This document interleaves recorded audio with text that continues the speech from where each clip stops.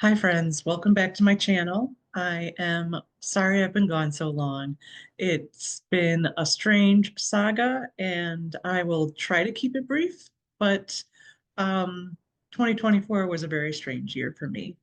Um, in the beginning, right around this time, late January or early February, I went to my doctor for the first time to tell him I had tingling in both of my legs and like it felt like my leg was asleep just all the time. You know, when your leg falls asleep, it's tingly, but also it doesn't quite do what you tell it to. That's what I was experiencing. So, um, over the course of 2024, we did x-rays, we tried physical therapy, we got an MRI of my lower back, thinking maybe I had a slipped disc. I guess the discs in your back can bulge forward or backward and press on nerves because it was on both of my legs. The right side was worse, but both legs were affected. Um, by May, we had my brother's wedding and I was struggling to keep up. It was like a week-long vacation in Chicago where we were from. We had both lived there for quite a while. It was amazing. It was so much fun, but I was struggling. It was a lot of walking, a lot of stairs, um, and it was just very hard to keep up. And I didn't want to be a downer, so I didn't maybe ask for enough help. Yeah, I didn't ask for enough help. That's very classic me. So so that was May, and then by the end of summer, I was really struggling. I my right toes were not lifting enough. That's called foot drop.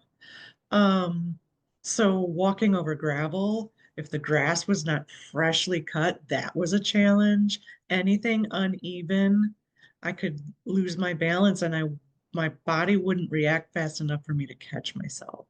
So I had this strange, like walking was becoming difficult, and that's scary if you're used to walking your whole life. When I lived in Chicago, for example, we didn't own a car for a long time. I didn't have a car. I walked, I took the bus, I took the L. Um, so this very much felt like a loss of independence. And I'm also the like primary caregiver for our child. So taking my daughter to school, all of her after school activities, it was starting to get hard to lift my toes enough to move from the gas to the brake. And at the very end, I was like, I'm gonna have to admit I can't drive right now. And then I fell and broke my ankle on the left side. So my right side is very weak. My left ankle is broken. I go to the ER and they x-ray the foot and figure out that, yeah, I broke the ankle. The foot's okay. Um, and then they're asking, do you have any numbness or tingling? And I'm like, well, yeah, on both sides. And they don't like that answer.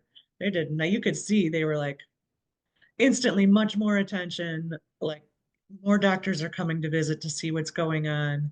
Um, and they did a CT scan of my head to see what if something was going on in my brain. That came clear. Yay, thankfully. That's the important part, right? If you're a writer and you do creative work, that's the important part. And then they did an MRI of my upper spine, and they found something. They found a growth in my spinal column. So inside the vertebrae, you have your spinal cord, and it's wrapped in, they call it the dura. It's a tough protective covering. And because it's tough, if something's growing in there, that covering will not expand. So it was just pushing on my spinal cord instead and slowly paralyzing me. So, yeah, I spent 2024 becoming paralyzed very slowly. It's a scary process. Um, so they removed that thing. It's called a meningioma. It is not, it is benign, so it's gone and probably will never come back, and I should be fine. There are no follow-up treatments in terms of that. But I am still weak. We waited 4 weeks almost before doing surgery on the left ankle to fix that. Right. So after the ER, I was admitted to the hospital, had the surgery. I spent a week in the hospital, and then I spent 3 weeks in what's called a rehabilitation hospital. That was really awesome on one hand because there are a lot of people taking care of me. Nurses aides were amazing. And I also had a team of physical therapy and occupational therapy. So I would see PT and OT every single day for a total of 3 hours a day. So it was like a workout every day. Um, People getting you out of bed, making sure you're moving, making sure you're doing stuff, active. And so it wasn't just healing, it was also getting yourself motivated, which was truly amazing, but it was also really isolating. I mean, I was in a hospital for a month, away from my family and my kid. That was really hard. My mom came to take care of her, thank goodness. Um, Helping my husband figure out how he's going to manage everything while I'm recovering. Um, so at the end of those 3 weeks, they did the surgery on my left ankle and put in a whole bunch of hardware. And I came home 2 days later with a splint. It wasn't even a proper cast. It was really big and really heavy on my left leg. I was still just barely standing on the right. So I'm in a wheelchair. But I was home for Christmas, so that was amazing. And then I had PT at home. Someone came to the house for a few weeks and they were like, "You're progressing fast enough. You should be going to the facility where they have all the equipment, blah, blah." So I have started physical therapy in an outpatient setting, and I'm doing well, but I am still in a wheelchair. So it's February now. It's been a couple months. So we're working towards me walking. Like in PT, they ask, "What are your goals?" And I'm like, "Well, walking, stairs, driving, walking the dog." Like I had to quit walking the dog by the end of summer. I had shortened our walks, the poor guy, and then eventually just quit. I couldn't do it. He's a big boy. He pulls. He's not great on a leash. It's just so that poor boy, he's getting thick, and I'm in a wheelchair, and that's kind of the current status. I do have the cast off my left ankle. I will be able to put weight on it as of February 6th.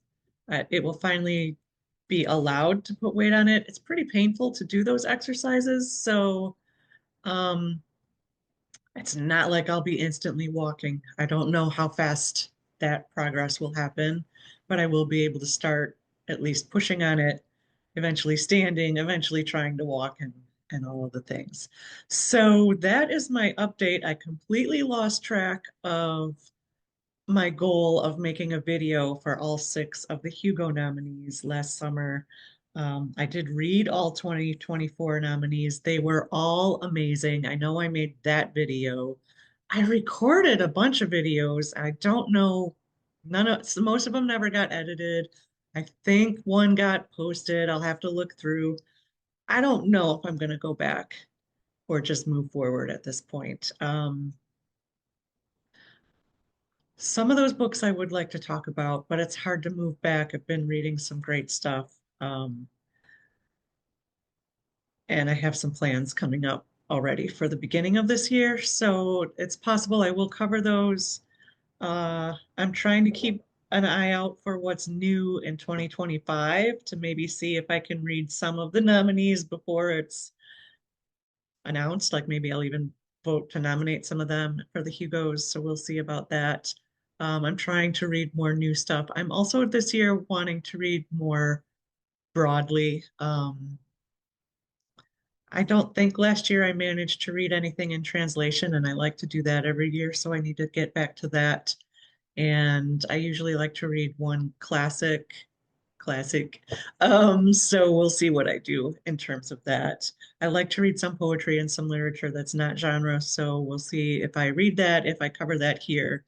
Um, I don't know, guys. I don't know, but I'm back. I'm trying to make videos more regularly, more frequently, and we will see what 2025 brings. I hope it's a great year for you.